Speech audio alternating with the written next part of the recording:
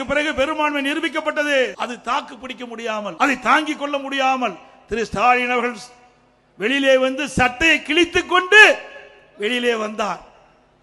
சட்டை கிழித்துக் கொண்டு வந்தால் என்றால் என்ன என்று பொருள் உங்களுக்கே தெரியும். சட்டை யார் கிழித்துக் கொள்வார்? அதுதான்.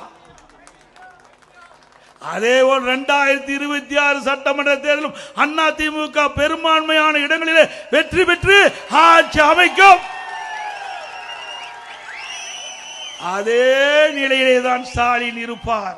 ஸ்டாலின் அவர்களே, அதிமுக தாக்க தாக்க அதிமுக வளர்ந்து கொண்டுதான் இருக்கும்.